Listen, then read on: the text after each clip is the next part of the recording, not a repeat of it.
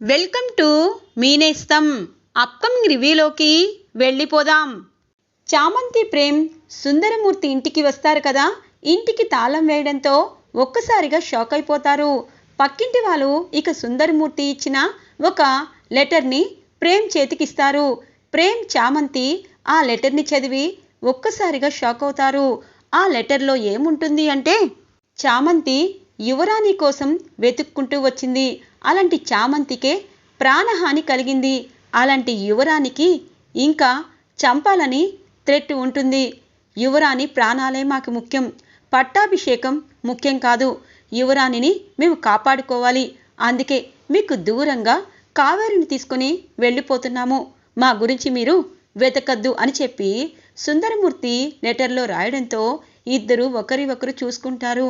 అయ్యో, అసలైన యువరాన్ని తీసుకొచ్చి ఆ రోజా కాదని చెప్పాలనుకున్నాను బాబు, కానీ ఇలా జరిగిందేంటి అనగానే, అయ్యో చామ్, వాళ్ళు లెటర్ రాసి వెళ్ళిపోయారు. ఇంకా విజయదశమి మనకి నెల రోజులుంది. ఆలోపు వాళ్ళు ఎక్కడున్నా పట్టుకొని మనం అసలైన యువరానికి పట్టాభిషేకం చేద్దాము, సరేనా?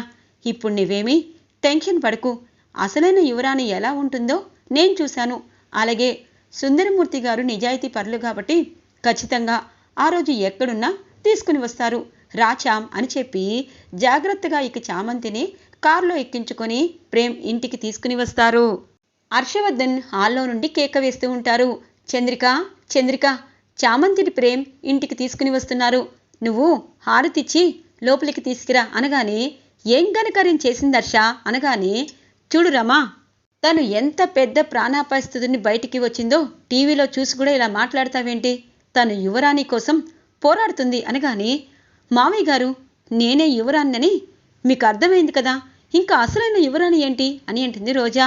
అమ్మ రోజా, మనం అనుకుంటే జరిగిపోవు. అలాగని యువరాణి ఎక్కడో ఉందని చామంతి నమ్ముతుంది. తన కోసం తన వేట మొదలైంది. ఇప్పుడు అసలైన యువరాణి నువ్వే అయితే ఆ అభ్యంతరం చామంతికి ఉండేది కాదేమో అని చెప్పి అంటారు. హర్ష, ఇంట్లో బంగారాన్ని మెచ్చుకోకుండా ఆ పనిదాని కోసం ఎందుకీ వెంపర్లాట అనగానే, ఇంకాపండి. చంద్రిక, చామంతి ప్రేమ్ వచ్చారు, నువ్వు వాళ్ళకి హారతివ్వు అని అంటారు. ఇక చామంతి ప్రేమ్కి హారతిచ్చి చంద్రిక చాలా రోజుల తర్వాత హ్యాపీగా లోపలికి రమ్మంటుంది. అత్త అని చెప్పి పాపం కౌగిలించుకుంటుంది. చూడమ్మా, నువ్వు చాలా అంటే చాలా కష్టపడుతున్నావు. అసలైన యువరాణి ఎవరు అన్నది కొంతమందికి మాత్రమే తెలుసు కదా అని అంటుంది చంద్రిక. అవునత్తా, అప్పటి నుండి ఇప్పటిదాకా నా పరుగు ఆగటం లేదు అని చెప్పి అంటూ ఉంటుంది. ఇంతలో రోజా, ఒసే, నా పట్టాభిషేకం దాకా నిన్ను కిడ్నాప్ చేయమంటే వాళ్ళు ఆ ముఠాకి అమ్మేశారు. ఇప్పుడు అసలైన యువరాన్ని ఎవరు అన్నది మీకు తెలిసే అవకాశం ఉంటుంది అని చెప్పి రోజా అనుకుంటుంది. ఇది ఇలా ఉండగా హర్షవర్ధన్ ప్రేమ్ గురించి ఆలోచిస్తూ ఉంటారు. ప్రేమ్, చామంతి కోసం నువ్వు ఇంత ఆరాటపడుతున్నావేంటి? చామంతి లేకపోతే బ్రతకలేను అన్నట్టు నువ్వు ప్రవర్తించే తీరు నాకెందుకో అనుమానంగా ఉంది. నిజంగా చామంతిని నువ్వు ప్రేమించావా అని చెప్పి మనసులో అనుకుంటూ ఉంటారు హర్ష. ఇది ఇలా ఉండగా రోజా ఆలోచిస్తూ ఉంటుంది. ఇప్పుడు అసలైన యువరాణి ఎవరు అన్నది మామయ్య గారికి ప్రేమ్కి తెలిసిపోయింది, చూశారు. చామంతికి తెలియదు, కానీ రామచంద్రకి తెలిసే అవకాశం ఉంటుంది కదా. ఇప్పుడు చామంతిని నేను ఎంతగా నేను కన్విన్స్ చేసినా అది కన్విన్స్ అవ్వదు. నేను మా యువరాన్ని కాదని దానికి తెలుసు. అదే అక్కడికి వెళ్ళి రామచంద్రయ్య మా నాన్నని కన్విన్స్ చేస్తే, అది ప్రేమ్ చామంతి బంధాన్ని కూడా బయట పెడితే, వాళ్ళు ప్రేమించుకున్నారు, పెళ్ళి నీ వల్లే ఆగిపోయిందని చెప్పాననుకో, చామంతి బిడ్డ నీ భవిష్యత్తు బాగుండాలి, అలాగే ఈ నీచురాలకి యువరాణి పట్టాభిషేకం జరిగినాయి అని ఈజీగా ఒప్పుకుంటాడు. మా నాన్న నిజాయితీపరుడు, అందుకే జైలుకి వెళ్ళి కలవాలి అని చెప్పి రోజా అనుకుంటూ ఉంటుంది. ఇది ఇలా ఉండగా చామంతి బట్టలన్నీ ఆరేస్తూ ఉంటుంది. చామ్, నిన్నే కోలుకున్నావు, ఈరోజు బట్టలన్నీ ఆరవేశావు. నువ్వు నన్ను భర్తగా అంగీకరించావు చామ్. ఇప్పుడు నువ్వు నా భార్యవి, నిన్ను ఏమైనా చేసుకోవచ్చు అని చెప్పి పరుగున చామంతి దగ్గరికి వస్తారు ప్రేమ్.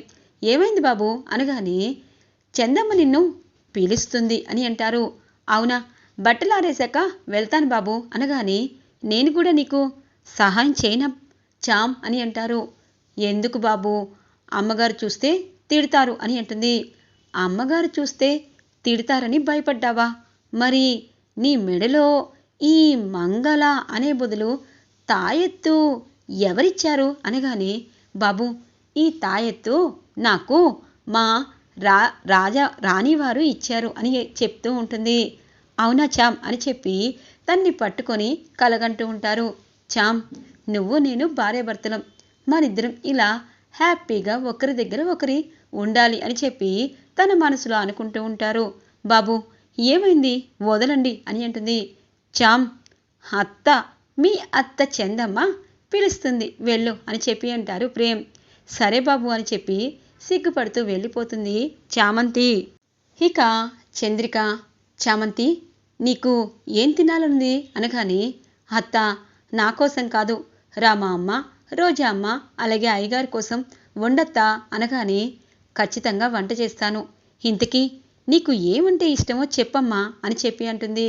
నాకు టమాటా పప్పు, ఆలుగడ్డ ఫ్రై, అప్పడాలు, దొండకాయ వేపుడు, బెండకాయ పులుసు, ఇలా చాలా అంటే చాలా వెజ్లో ఇష్టమత్తా అని చెప్పి అంటూ ఉంటుంది.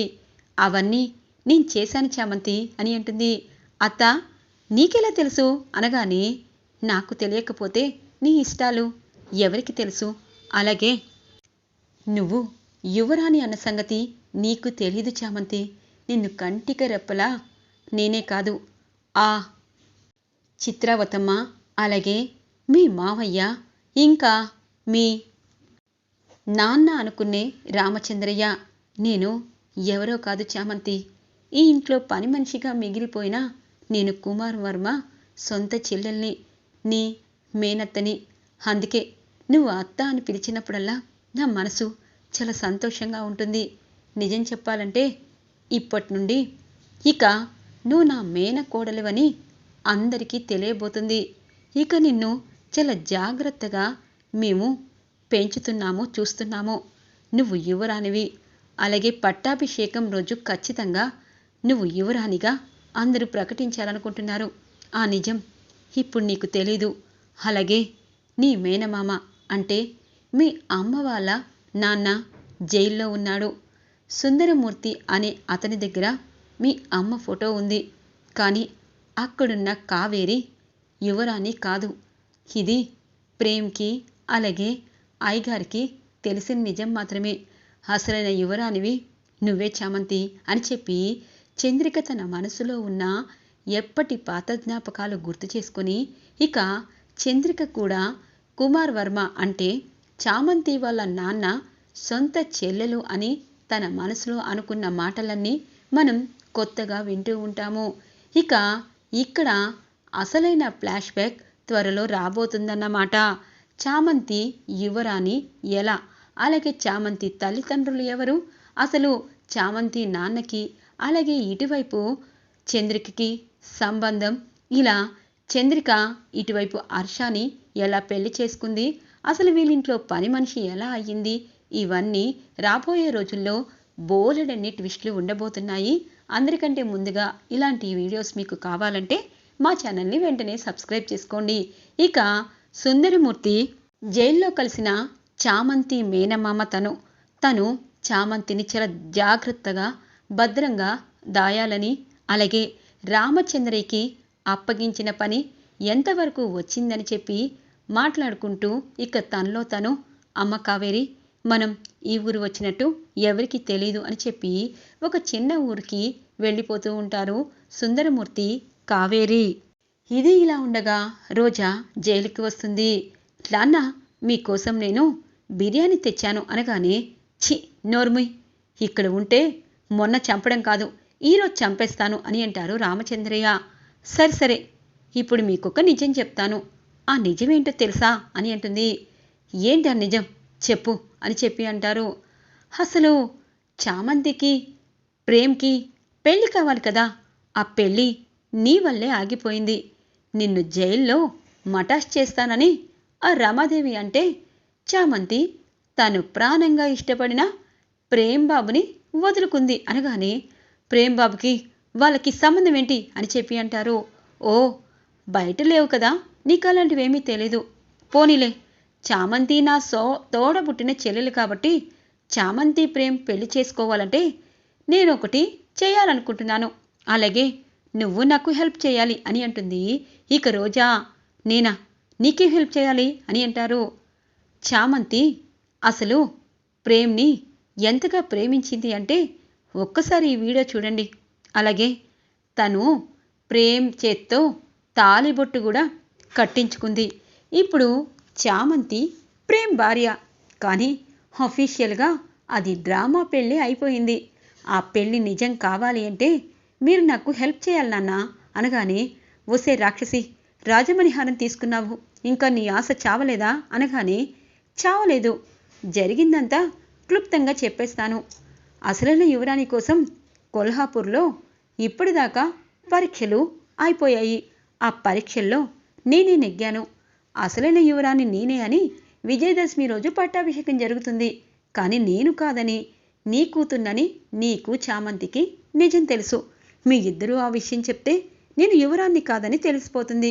అలా జరగకుండా ఉండాలంటే ఇదిగో ప్రేమ్ చామంతి పెళ్లి బంధాన్ని అందరి ముందు నేను బయట పెడతాను. అలాగే వాళ్ళిద్దరూ భార్యాభర్తలుగా నేను చేస్తాను. మీరు నా గురించి నోరెత్తకూడదు అని అంటుంది. ఒసే రాక్షసి, ఇంకా నీ ఆశ చావలేదా? నా బిడ్డ పెళ్లి జరిగినా ఎవరికి చెప్పని పరిస్థితా? నేను వస్తాను బయటికి అని అంటారు. ఈసారి నువ్వు వస్తే శాశ్వతంగా ఊరికి వేలాడదీస్తారు. ఇప్పటికే వచ్చినప్పుడల్లా తప్పించుకున్నావు. చెప్పండి నాన్న, ఈ విషయం మీ గుండెల్లో ఉంది. నేనే యువరాణి అన్న సంగతి మీరు చెప్పకూడదు, చామంతి చెప్పకూడదు. నేను మీ కన్న కూతుర్నే కదా, యువరాణ్ణి అయిపోతే మీకు హ్యాపీగా ఉండదా అని అంటుంది రోజా. ఇక రామచంద్రయ్య ఆలోచనలో పడతారు. మీకు ఇప్పుడే నిర్ణయం తీసుకోవాలని లేదు. దసరా విజయదశమి రోజు పట్టాభిషేకం జరుగుతుంది కదా, ముందు రోజు మీ నిర్ణయం చెప్తే చాలు, వస్తాను అని చెప్పి రోజా వెళ్తూ ఉంటుంది. ఈరోజు రివ్యూ ఇలా ఇంట్రెస్టింగ్గా ఎండ్ అవుతుంది ఫ్రెండ్స్. రాబోయే రివ్యూ కోసం మా ఛానల్ని సబ్స్క్రైబ్ చేసుకోండి. Thanks for watching friends.